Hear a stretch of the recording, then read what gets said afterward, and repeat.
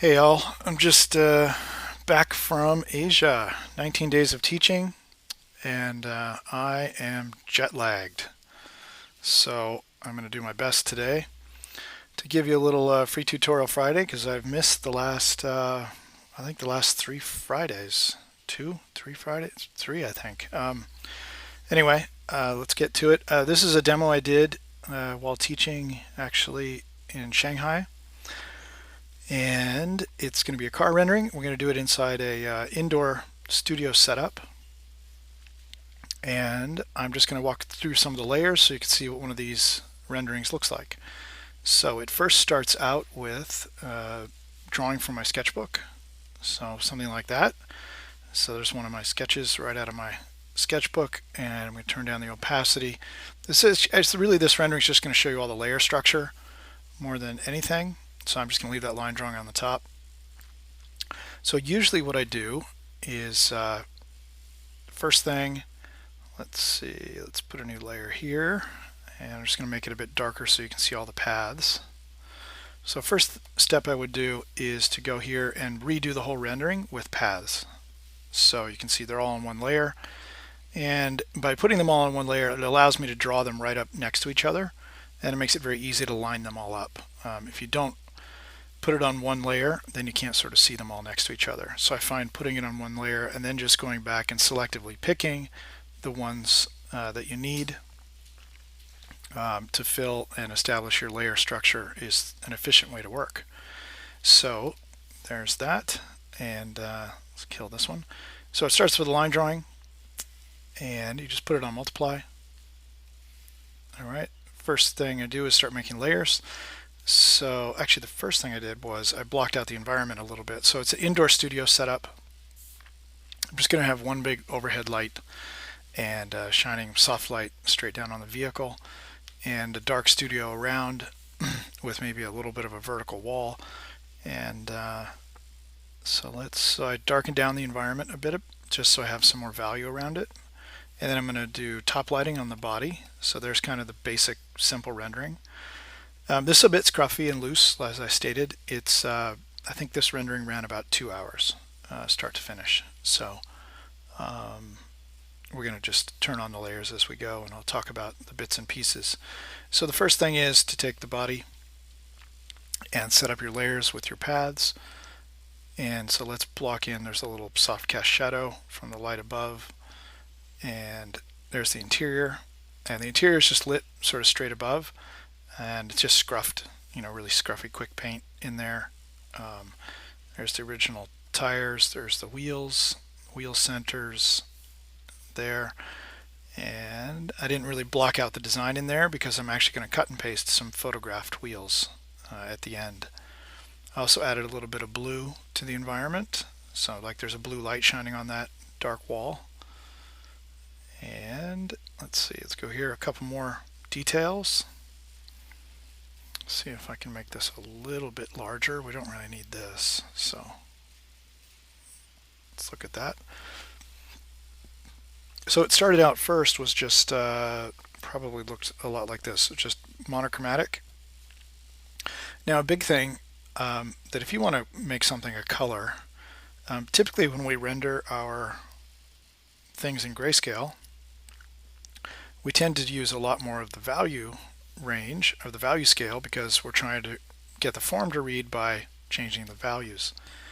So if you have the values sort of a bit stronger like this to really show the form, and you try to colorize that, Command U will colorize, you'll get basically, if I want to do a red car, I'm only going to get pink, and that's because it's the wrong value to be red. What I mean by that is that this value of red, okay, which is like a 3 or something, is going to only give you pink. If you want a rich saturated red, your light side needs to be down in here, like a value, 4 or 5. So if you wanted to make this a red car, what you'd have to do to this value is you'd have to go to Command L, go to Levels, take your white point and pull it down, okay, to a value 4 or 5. And then if the rest of it's getting too dark, take your midtones and readjust them Okay, and you're basically trying to get your values to be closer together. So the light side in the brightest area gets down to a value 4 or 5. Then you pull your grays down as well. So you're just trying to get the range closer, and that's really more a true depiction of a matte surface. And so now if I was going to colorize that, okay, and now I would get a saturated red on the light side. And I can still see the form. So when colorizing from a grayscale, that's an important thing to remember. If you want to learn what value is a color, take a color photograph and open it into Photoshop and make it a grayscale, and then pick the value in the light side of the color that you want to try and render, and you'll learn what its true value is. And then when you adjust your grayscale, it'll make all the difference. So basically that's all I've done here, and I've done a little color dodge to give it a bit of a metallic look. So here it would be, let's make it color underneath so we can end up with a glossy, we'll end up with a glossy car and a metallic car. We'll do them both kind of orange. So let's look at something like that. Okay, I'll leave that one the way it is. And then here it would be kind of a strong metallic. So I've increased the contrast and I've done a little color dodge. You see it's done quite loosely, but you'll see it comes together and starts to look photoreal by the time we're done. Just added a couple little details here and there. Some edging around the windows. And glass, here's the glass. So I like to do glass. If I'm going to tint glass, I like to put it on a multiply layer. So that would be it painted, like say it was a dark brown. Okay, and if I wanted to tint that, I would do multiply and then just turn down the opacity, as much tinting as you want. In this case it's dark on dark, full dark interior. We don't see through the windows to a lighter background or anything. So but in this case I wanted to colorize the glass, and to do that I like to use either hard light or overlay.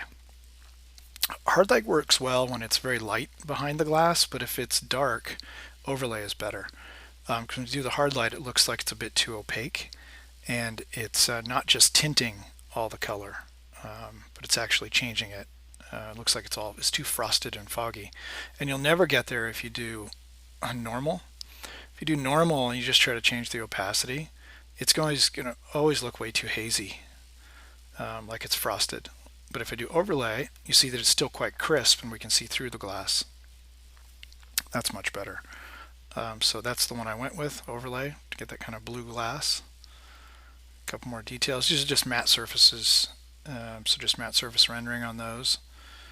And that is about it. There's some wheels. Just cut and paste those out of a photograph I took. And I took, when I pulled these out of the photograph, I tried to find some that were very close to the right degree so that the offsets and everything would be correct. It's important when you're cutting and pasting wheels or any ellipses that have offset that you try to make them the right, find some that are close to the right degree. Okay, let's see. Well, it's time for reflections. Now, it looks pretty basic. All right, and so the first thing I would do is apply. Let's get rid of that old mask. And this one, I wasn't even using those. Okay, so I'm going to say there's an overhead light box.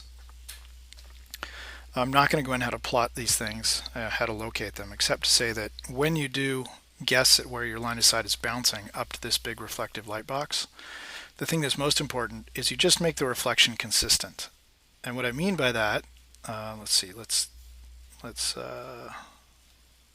kill this one, put a new one on there, new layer mask. What I mean by that is that this might not be a light box. Let's see, what did I just do? I think I just applied it. Sorry, hang on. Let me go back a couple. This is probably my jet lag. It's not helping me out here. Stop. Okay. let's take that one and delete it. Hang on.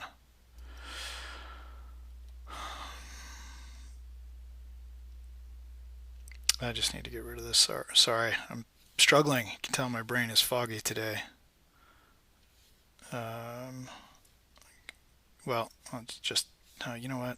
I still want it there. So let me paint it back out, and I'm going to show you what I'm talking about. Okay, so that's it, and it really just looks like a big decal if it's all the same strength, same opacity.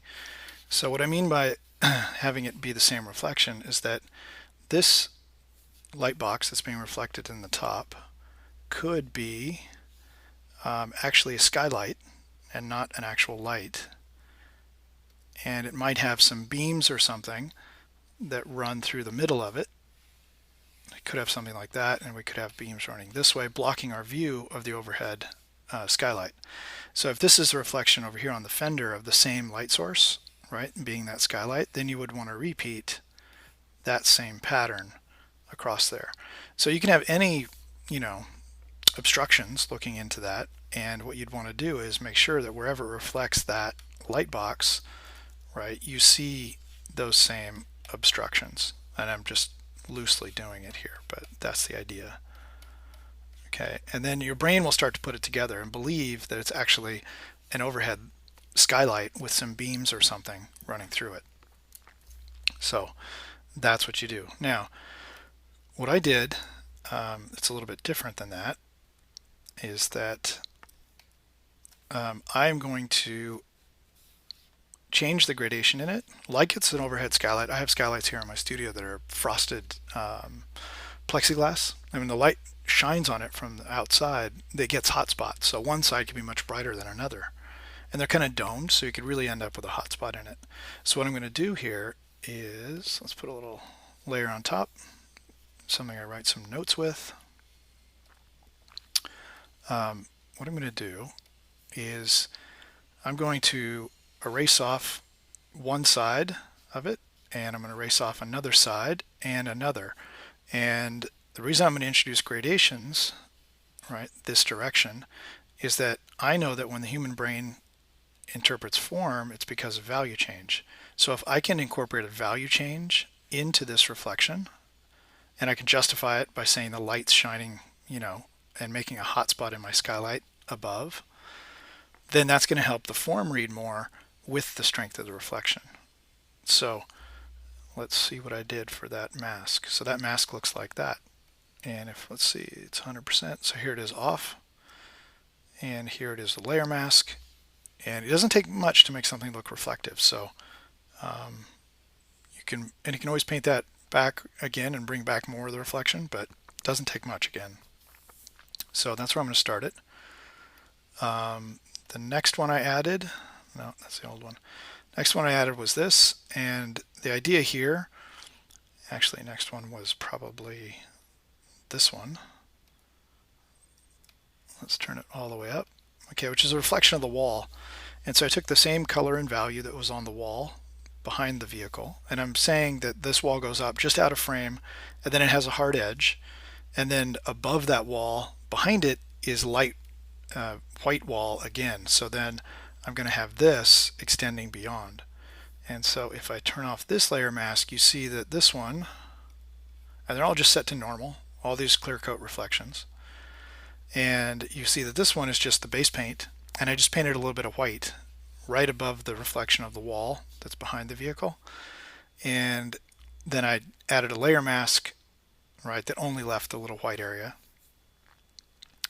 And then for the wall itself, there it is. So if it was chrome, for instance, it might look something like that, but that doesn't look very real. So my layer mask introduces a bit of Fresnel effect across the hood, and you can see now it's still too reflective, and that's where I turned down the opacity. Okay, and you can see it takes very little opacity and the true color of what it's reflecting to make it look shiny. And I did the same for the ground plane. So the ground plane is just basically white, and I've taking a guess at where it reflects. And let's turn it all the way up. So if I did it just like that, it would look like chrome, but it almost looks like a two-tone car and looks, like it's almost painted. So what I did was I erased it based on the Fresnel effect, and I'm not going to go into detail in a short tutorial what that is. That's all fully explained in my schoolism class. I'll put a little in the description. I'll put a little link out to that website. But I have like 18 hours of lecture explaining how to plot reflections and introduce the Fresnel effect, etc. But I think it's still very helpful to share with you the layering structure and how to do an indoor studio setup. It's also a lot like the bicycle I did for the Gnomon workshop. It's like that indoor bicycle rendering tutorial. Same layer setup, just this vehicle is, not a bike, but something with four wheels. So here's the layer mask, and then it was still a little too opaque, so I turned down the opacity. It was somewhere around there. And that's, you can make a case for it being, you could actually make a case for it, to be honest, something like this, like almost chrome finish. Or you can make a case for that. You could also make a case for this. So it really, all various levels of reflectivity depending on the paint quality. So you can sort of justify any of that. There's just a little bit of glare in the window. And the last thing I saw on this was that I thought the back of the car was disappearing a little bit into the background. So I went back here and just added a little bit, a little more light on the ground plane behind. And that's pretty close. Looks like there's a weird discoloration in that hole. I didn't clean that up well on my layers. Okay, and now we're up to adding some cut lines just on a layer set to normal. And I thought the focus as well for my rendering could be improved a little bit. So I just put a multiply layer on top, and I thought the corner here is a little bit too hot. So I just darkened it down a little bit, bringing the focus back into the center of the image and the vehicle. And then I did a little color balance, also on a layer mask, just through the middle. So there it fits the whole image. And then here it's been painted so that the effect of the color balance is just happening through the center. And the last thing I did to sort of harmonize it was add a photo filter over the top of the whole thing, just to bring the colors back together a bit. The very last tweak that I did was actually to the color of the car itself, I should say. Let's turn off this color balance. What I did was I took this layer, and I think I'm just going to duplicate that. And to get a little bit more temperature change through the colors, let's recolorize it. Okay, and turn up the saturation. Let's get it sort of back to that orange. Let's start with something like that. Okay, then what I did was Command B, which will take you to color balance, and I can now shift the colors based on value. So I'm going to say the highlights are going to go warmer, more yellow, more red. Midtones also a little bit more red, but then in the shadows I'm going to go cyan, maybe even a little bit of blue. And so I'm actually getting a huge temperature change from the light side, right, through the mid values to the darks. And so it's actually multiple colors now making up my values, which makes it much more interesting than just that. All right, so if I do, well, that was the original. Let's go do it one more time. Command U, colorize. Now it's just one color. Let's turn up the saturation. Let's get us back to something similar like this. That would be just like glossy paint. Actually a little bit of metallic, I'm sorry, but just sort of monochromatic, so just one color. And let's do Command B, highlights. Let's warm them up a little more. Let's warm them up a lot. Midtones warmer as well a little bit, but shadows going towards the opposite. A little cyan, a little blue. Maybe too much. Something about like that. And now let's look at the difference between the two. There's the monochromatic one, and here's the one that's had the color balance shifted. So you can see it gets a little more interesting. So I'm going to go back to this one, and that is about it. Let's see, those are my schematics. Little color balance over the whole thing, little photo filter. And that's really about all there is to it for this week. I just wanted to show you some layers, show you some of the things I've been doing in Asia, and that it doesn't take much to make something look reflective. If we turn off the reflections, that's pretty straightforward. Started with a value scale, did a little metallic color dodge to it, then added the reflection of the environment with these 4 layers, and that was about it. And of course, you can change the opacities of those to increase the reflectivity sort of as you like. And so, right, we can push that up to reflect more of the wall color, or take it down, or we can take this up to reflect more of the light wall behind that. All right, so really your preference, and it's about how much do you want to see the color of the underlying paint versus the reflection that lives on the clear coat. The beauty of setting up your layers this way, if somebody wants a different color car, right, or product, anything you've rendered, no big deal. Oh, here's what it would look like. Glossy paint. Let's maybe change let's just darken it down a little bit. Push the contrast a tick. So if it was glossy paint, it would look like that. And you want to change the color, no big deal. All the layers are set up, change color all day long, none of your reflections change. So that's the beauty of rendering it on multiple layers, because all your reflections do live on the clear coat and your base paint is a separate layer. So you can do that. You can also do it in the metallic one, of course. Same thing, Command U, pick any color for the car you want. All the reflections stay the same. So that is about it. If you really want to get into depth and really master the subject, the best thing I can suggest is hit the Schoolism class. So obvious promo for that today, but wanted to show you how I build out the layers and make these sort of things.